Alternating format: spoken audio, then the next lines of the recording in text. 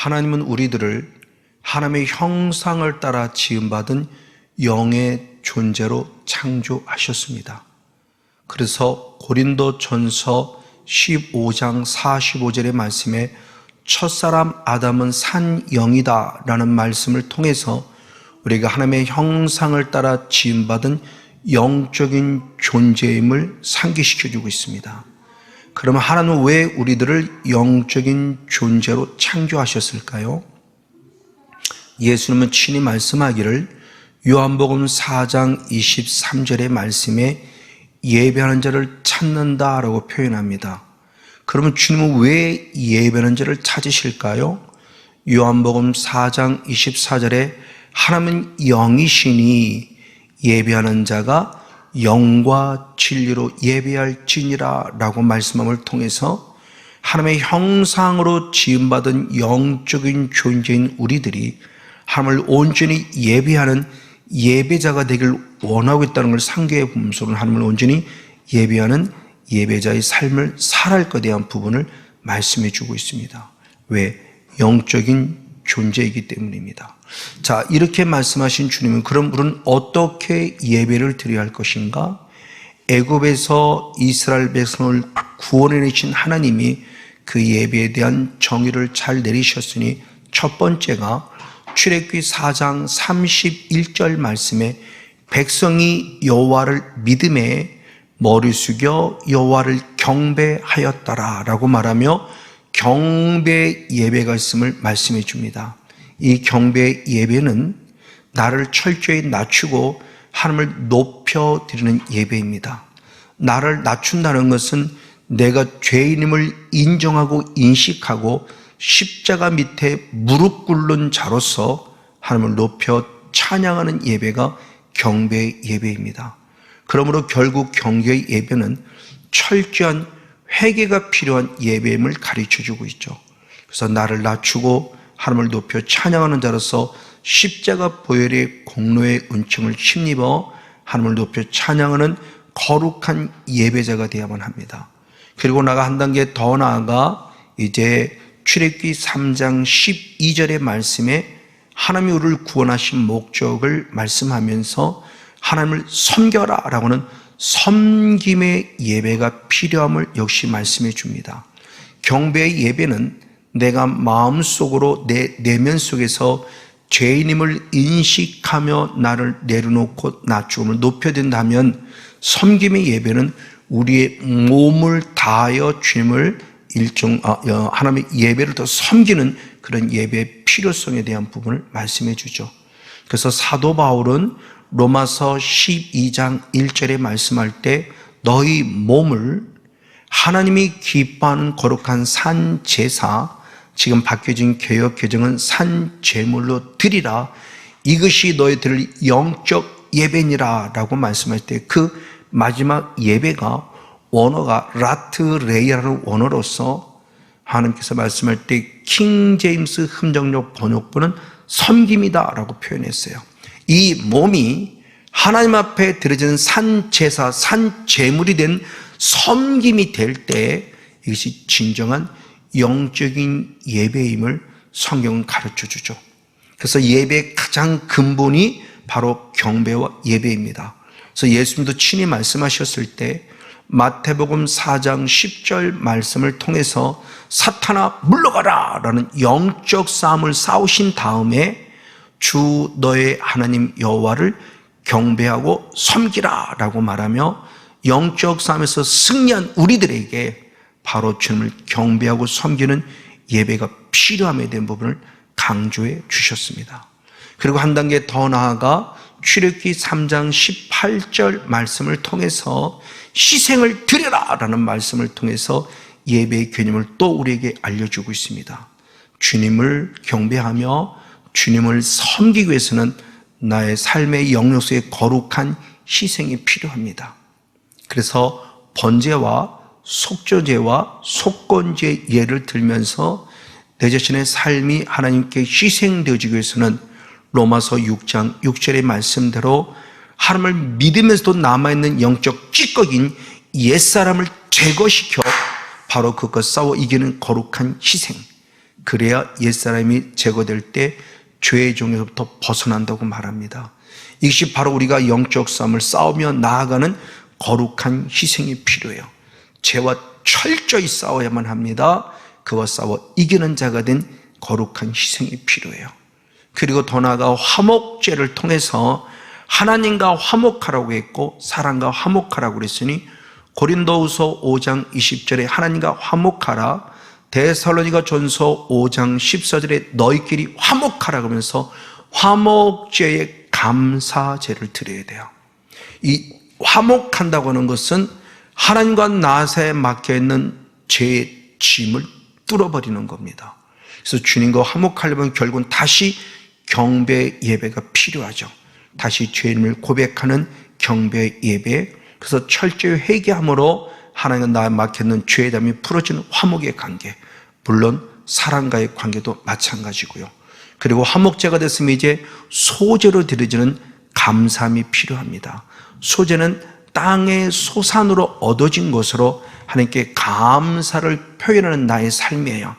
이 땅에서 살아가는 우리들은 피를 통해서 구원받았고 피를 통해서 주님과 화목해졌으면 이제 내 삶의 영역에서 감사함을 표현할 때 땅의 소산인 물질, 때로는 건강, 때로는 달란트, 하나님이 주신 그 어떤 것으로든지 하나님께 감사를 표현해 드리는 삶이 필요하다는 사실이죠.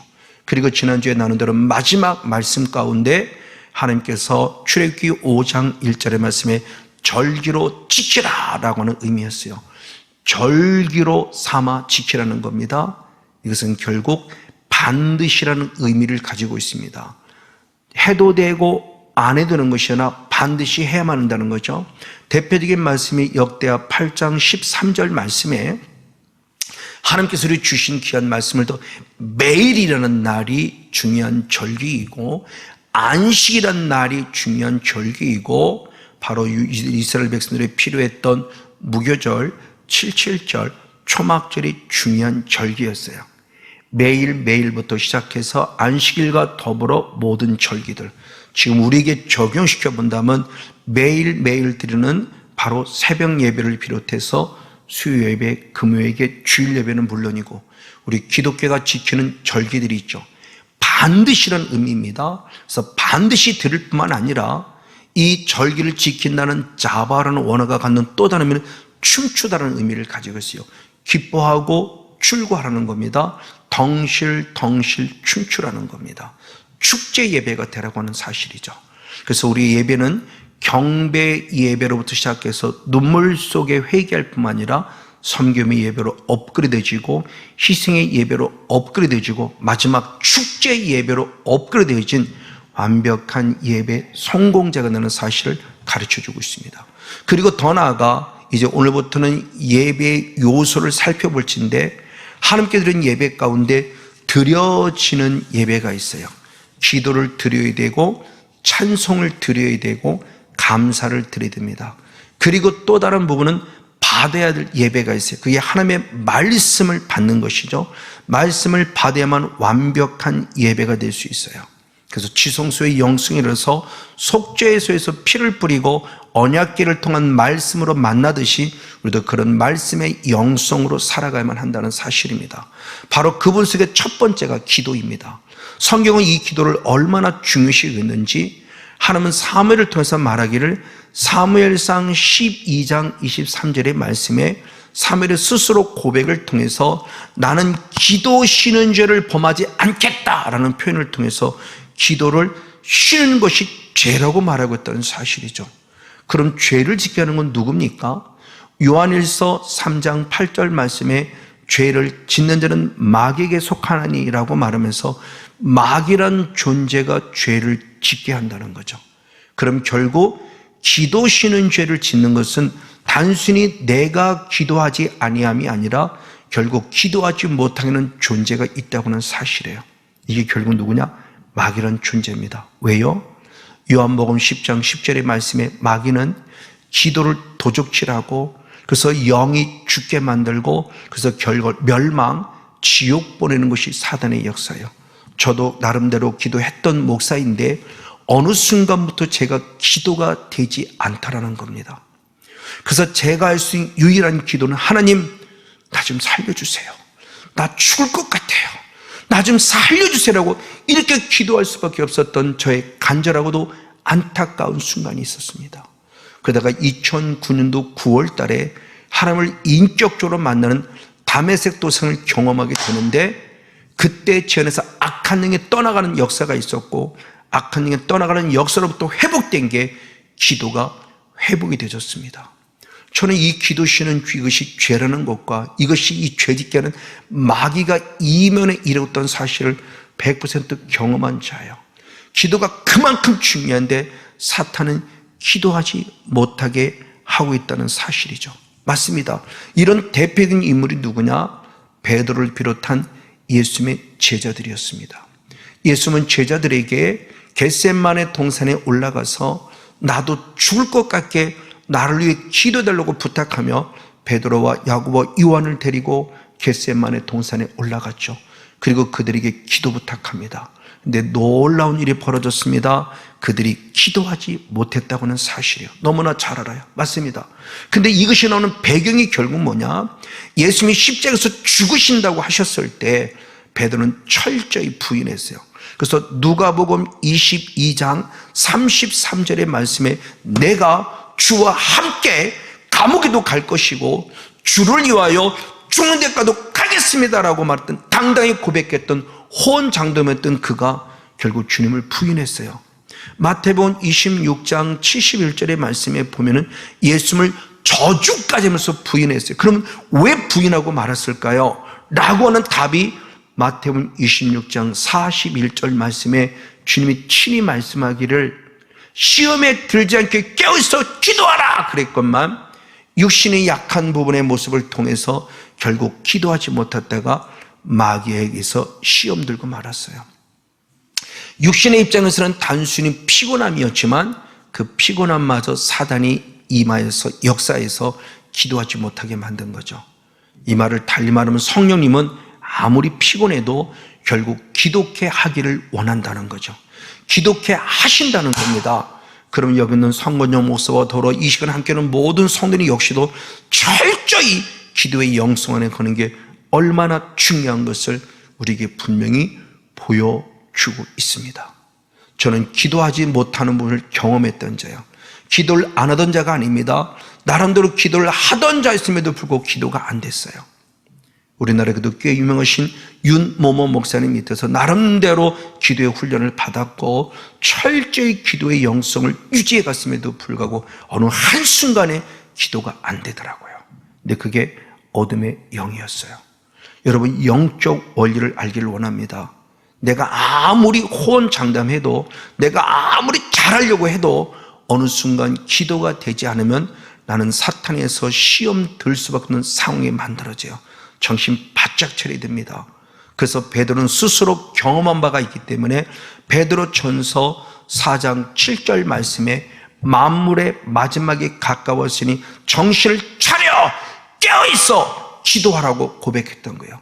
정신 바짝 차려야만 합니다. 맞습니다. 이것이 신약에만 아니요 구약에도 있었으니 대표적인 인물이 엘리 제사장입니다. 엘리상은 사무엘상 3장 1절과 2절의 말씀에 보면은 하나님이 주신 이상, 환상, 꿈을 꿔야 되는데 그 꿈이 꾸지 못했어요. 그런 아가 눈이 어두웠어요. 그래서 앞을 보지 못했어요. 그리고 결국 자기 처소에 가서 누웠어요. 이것이 나이가 들어서 육신의 연약함도 말씀해 주고 있습니다. 그러나 우리에게 적용시켜 보면 나이가 들어 육신의 연약함도 있지만 결국 영적인 분별력을 잃어버린 거죠. 결국 눈이 어두워진 거예요. 영적 감각이 어두워진 거예요. 앞을 보지 못하는 겁니다. 분별하지 못하는 겁니다. 그랬더니 결국 그는 어디냐? 자기 처소에 가서 누웠어요. 우리도 합리화시킵니다. 피곤해. 아니요. 지금 내 영성이 말라가고 있어요. 내 영성이 죽어가고 있어요. 하나님이 주신 거룩한 꿈을 꾸지 못하고 있고요. 하나님이 보여주는 환상과 하나님이 보여주는 미리 비전을 보지 못하고 안 돼라고 말하면서 좌절과 낭망했던 저의 옛 모습. 그래서 자기 처소에 머물러 버립니다. 강단에 무릎 꿇어야 될 목사가 무릎 꿇지 못하고 있고요. 기도하지 못하는 연약함 속에 있는 모습을 대표적으로 볼 수가 있다고 하는 사실이에요. 맞아요. 이렇게 기도하자는 결과 어떤 결과를 가지고 왔느냐? 사무엘상 4장 21절 말씀에 블레셋에 의해서 하나님의 언약궤를 빼앗기는 순간 하나님의 영광에 떠나는, 그래서 손주에게 이가봇이라는 이름을 붙이는 끔찍한 모습과 그 결과 엘리 제사장도 죽었고 그의 두 아들 홈리와 비나스도 죽는 끔찍한 사건이 벌어졌어요. 왜? 기도하지 않았기 때문에. 목회자의 책임입니다. 목회자가 기도하지 않으므로 나라와 민족과, 목회자가 기도하지 않으므로 교회와, 목회자가 기도하지 않으므로 성도들이, 목회자가 기도하지 않으므로 목회자의 가정과 개인의 영성을 빼앗겨버리고 결국 죽어요. 앞절에 말씀한 대로 도둑질하고 죽이고 멸망시켜요. 정신 바짝 차려. 이게 실제의 모습을 성경이 말씀해 주고 있습니다. 맞습니다. 이와 같이 어제까지 아무리 잘했다 한다 할지라도 오늘의 기도가 필요하고 내일의 영성까지 유지해야 돼요. 마가복음 9장 22절의 말씀에 29절 말씀에 주님께서 친히 말씀하기를 기도 외에는 이런 유가 나갈 수 없다는 충격적인 얘기를 합니다. 제자들이 나름대로 귀신을 쫓아내던 사람들이에요. 그래서 하는 아버지가 귀신이 들려 불에도 물에도 넘어지는 아들을 데려옵니다. 고쳐달라고 기도해요. 예수의 명을 선포했습니다. 귀신이 안 떠납니다. 어제까지는 된데 왜 오늘은 안 될까요? 왜 오늘은 안 될까요? 그리고 예수님을 만나서 묻습니다. 왜 우리는 안 됩니까? 그랬더니 기도 외에는 이런 유가 나갈 수 없다고 말씀하신 거예요. 왜 이 말씀이 나왔냐? 예수님의 지금 상황이, 예수님이 베드로와 야고보와 요한을 데리고 변화산성에 올라가 기도할 때 나머지 제자는 아마 때는 이때다 그러고 쉬었을 것 같아요. 저도 부교육자, 부목사의 삶을 살았던 부분으로서 담임 목사님 안 계시면 좀 더 자유합니다. 그리고 사역 속에 아무래도 게을러요. 아마 제자들도 그러지 않았을까 싶어요. 그랬을 때 결국 그들은 기도하지 않았다는 거죠. 기도하지 않았기 때문에 아무리 사탄은 떠나가! 그래도 고침을 하도록 고치지 못했다는 사실. 왜? 기도하지 않았다는 거예요.